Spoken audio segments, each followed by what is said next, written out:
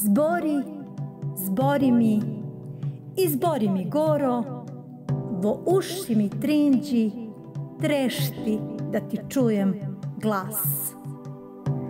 Čekam tebe, zbori, puj mi goranski. Ako ja kad tebe da zborim, pujem ne znajem, znaj jope i jope, zanavek će se tebe ozvijem. Ako ja lafoj tvuje za druge pološe gemenja, zaš za kukajca bilbilja dade? Halal da mi ostajš, nemoj da mi kusur faćaš. Znaj samo tebe nasamo ti velim, na jezik tvoj sum vozor goljem, pregoljem vikala, Gospodaru Allahu jedinomu glasno molila, na njego i šepkala, sonoj viđuala. Išaret je tija moj, da govor je toja, sajski tvoj i moj. Na goranski sum puala, na toja jezik najpristalo zborila. Jedine tajne skrijene za mamena na goranski odskrišum kažala. Na goranski sum se dertuala, gajretka mi trebeše, od srce mi se tegneše, bo njego samo go tražeše. Razberi ako sakaš, nekomu sum da kažem morala, a tebe jope nesom verna odala. Da tebe odadem, so sve izdadem, ne možem i ne možem.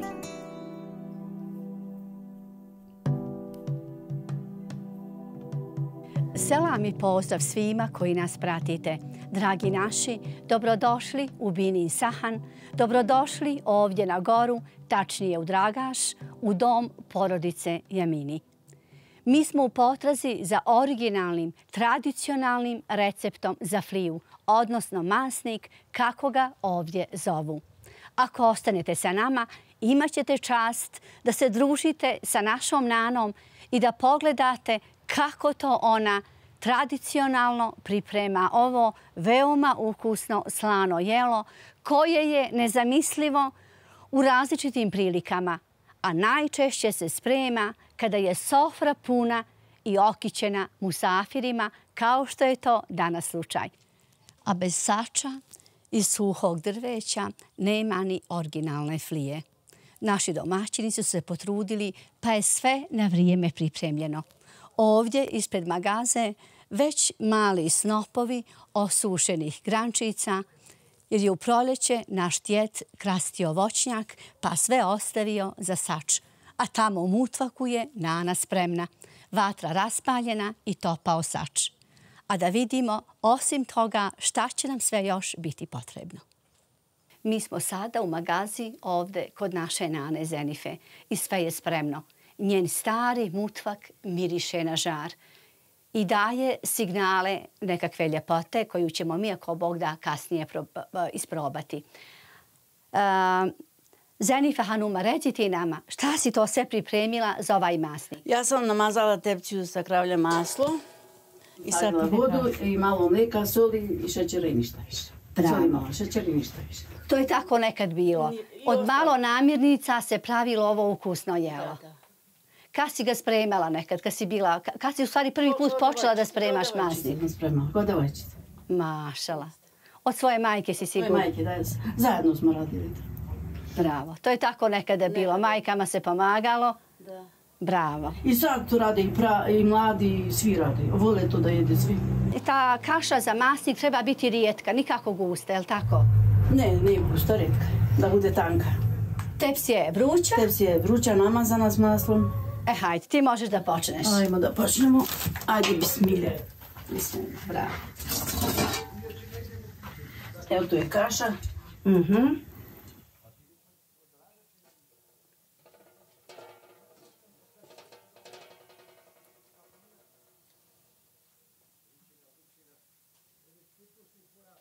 Tako znači šaraš po tepsiji. Po 2 puta da se peče da bi bilo pečeno. Aha. To znači nije ono kao palačinka da se sve prekrije, nego tako našaraš. Ma posto ja ga prekrijem, ali malo dok se zapeče. To tako ide. Sad ide vrnik.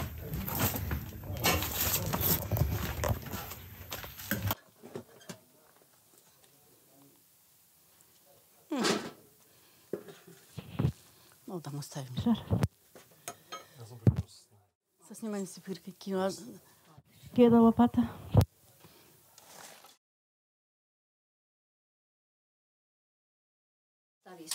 Neću ispred, nego vidi palo je tu.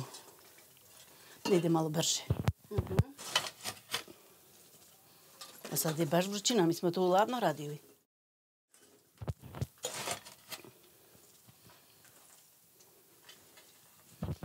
Suha su drva da gore.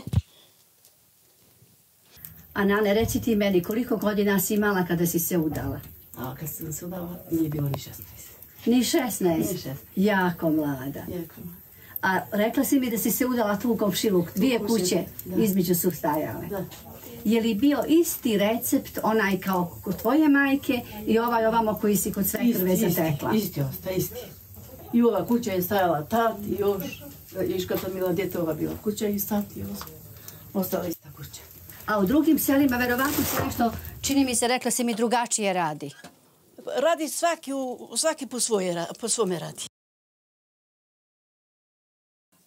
Pa za razna jela je tako. U svako selo ima nešto svoje. Da.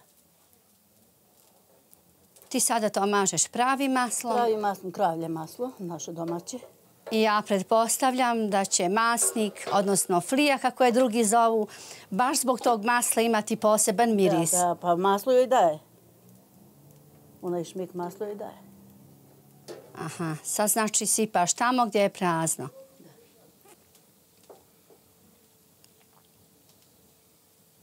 I ovo prave ljudi drugačije. Ja pravim odjednom, oni prave 2 puta. Meni je bolje ovako.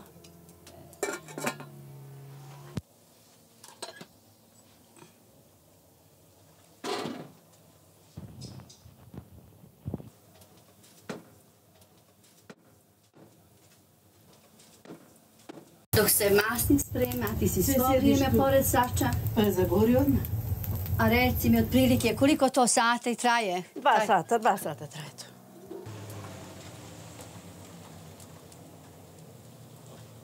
Mora još da se peče. Nane, koliko to puta otprilike ćemo da sipamo kašu? Kašu ćemo sipati dok se napuni tepsije.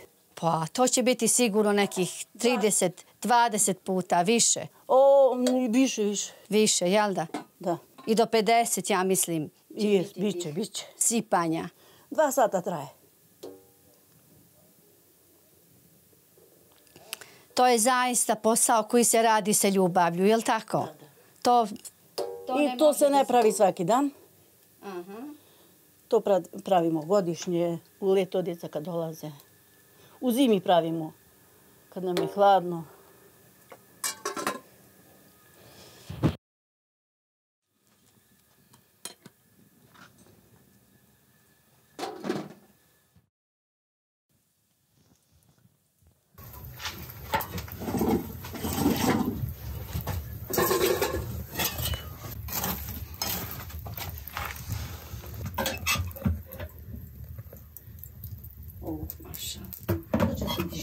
I nakon neka 2,5 sata posla i našeg boravka ovdje u ovom utvaku, Nana je, kao što sam vidjela, stavila žari odozdo ispod tepsije. Da. Šta to znači, Nano? Tu da bude zrelo pečeno. Aha, i odozdo znači. Da. Mi već privodimo kraju. Još koliko imaš kaše? Vrlo malo, je li tako? Malo. Za jedan red možda? Za jedan red, da.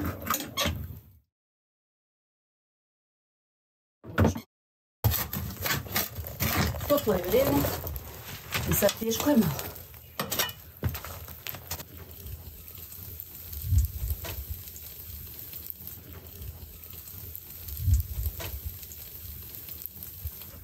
U ovom momentu mi svi očekujemo nakon ovog žara i jake vatre odozdo da se masnik podigne, ali tako nam, tako si nam rekla. Da se ispeče, da. Da se ispeče.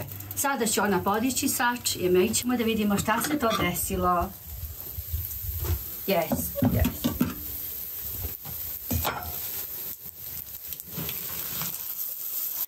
Gotov je više sadrao rumeno. Mašala. Da vidimo s ove strane. Isto. I mi smo sad ovdje u ovom tvom utvaku kod onog najsvečanijeg momenta, tako bih ja to nazvala. Masnik je gotov, sve miriše na žar i pravo maslo. Za mene su ovo neodoljivi mirisi. Mašala, ja nemam riječi. Ovo je za mene bilo baš kao nekakav lijep pozorišni komad. Nešto do sada neviđeno.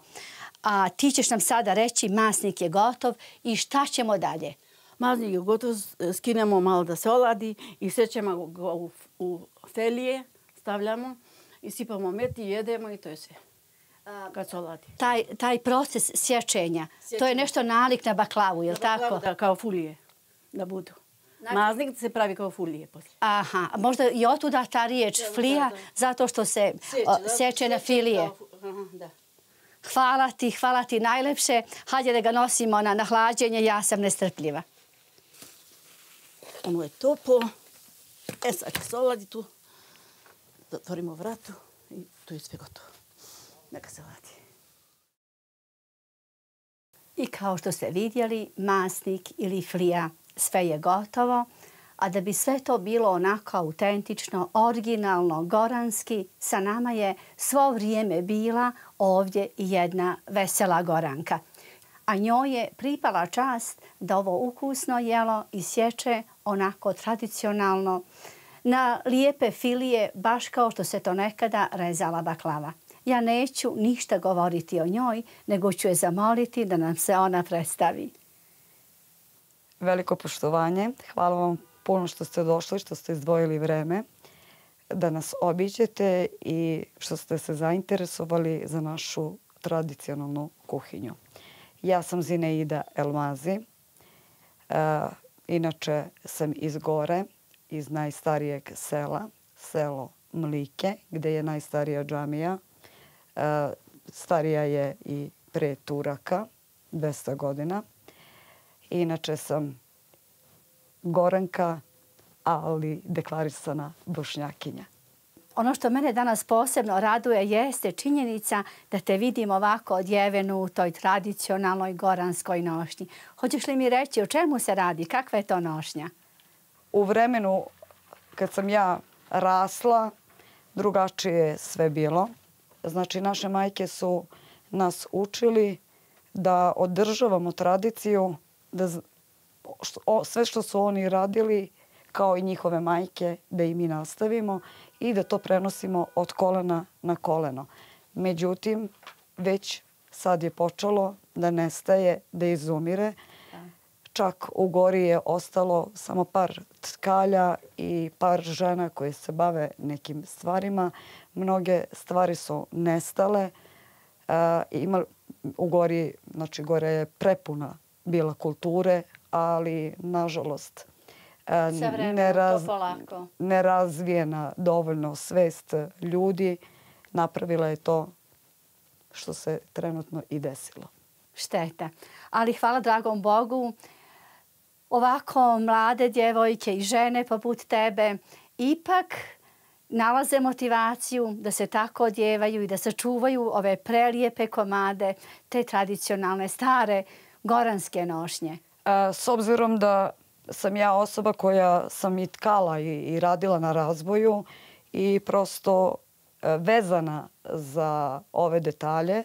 Znači, maksimalno ih negujem, čuvam i više me privlače nego sadašnja nošnja koja je trenutno u Gori lansiraju svi Goranci.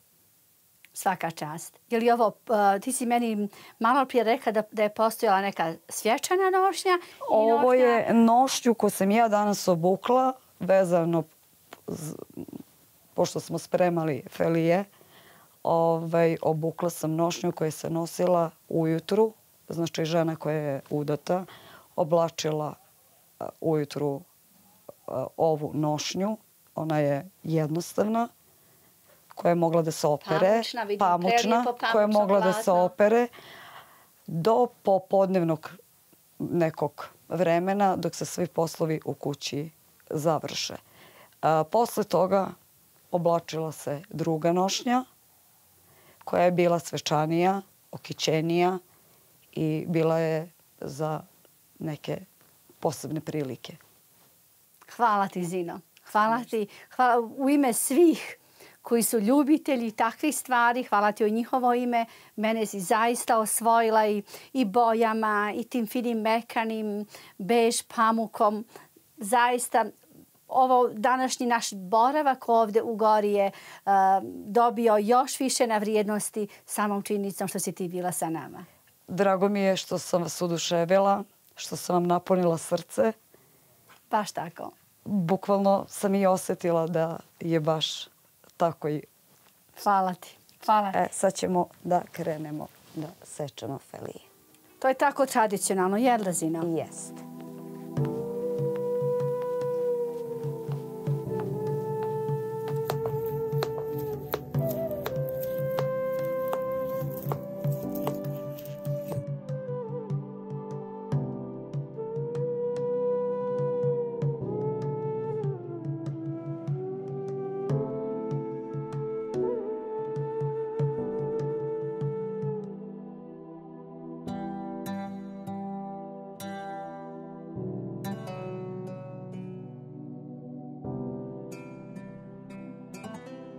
Naš boravak ovdje na Gori, tačnije u Dragašu, se privodi kraju.